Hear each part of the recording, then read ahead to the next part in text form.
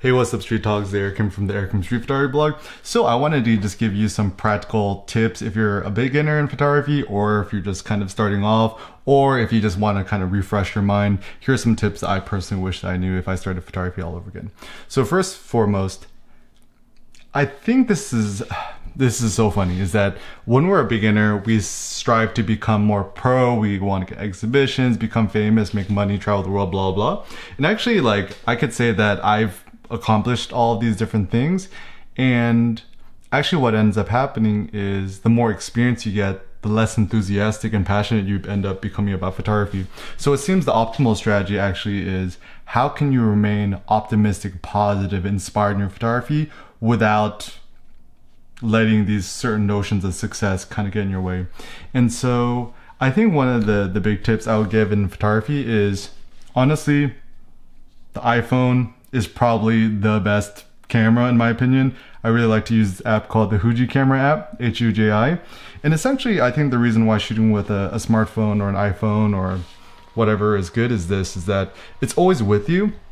And at this point, the image quality is so good.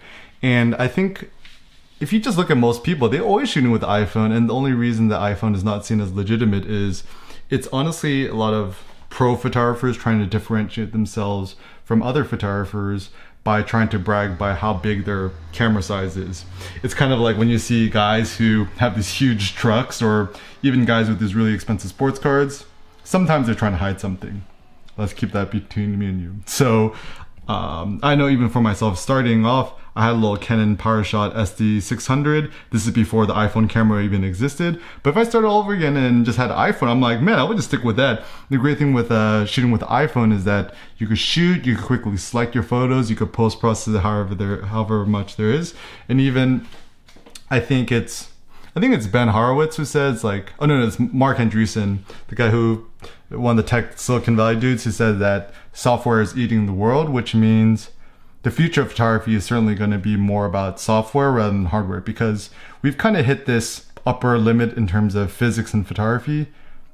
You cannot really make the lenses that much sharper or better, and sensors, you know, obviously sensors are getting better, whatever, but what's going to be more interesting is the type of aesthetics and the processing styles, the ways to approach photography, the ways to share photos, the way to collage images and create images. So it does seem that, like, sticking with an iPhone seems to be actually a good strategy.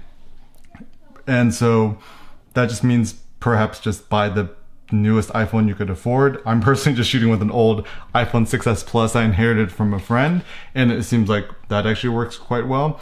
And so realize that photography is best when you're shooting with a small minimalist camera, and the simpler you do it, the better. This is also another tip, is in photography, only photograph what speaks to you. And that might be everything and anything, or it might be nothing. Don't let other people try to tell you this is a good photo, that's a bad photo. Ultimately, you know if a photo is good or not is whether you like it or not. So this is a simple tip. Shoot photos only that you would like to look at if no one else looked at the photos, which means, let's say you just shot all your photos and you couldn't share it to Facebook or Instagram or whatever, would you still shoot these photos for yourself? If the answer is yes, these are authentic photos, these are good photos to shoot. And so ultimately, to wrap all this up, the beginner's mind in photography is the best. Stay true to your beginner self, stay enthusiastic, don't take it too seriously, have fun with it. And even as a thing for me, every single day I'm actually trying to become more childlike in my thinking. So what are some practical tips that you wish you knew if you started photography all over again? Feel free to leave a comment down below, and let's continue to all be childlike together. Thanks a lot for watching, guys. Peace out.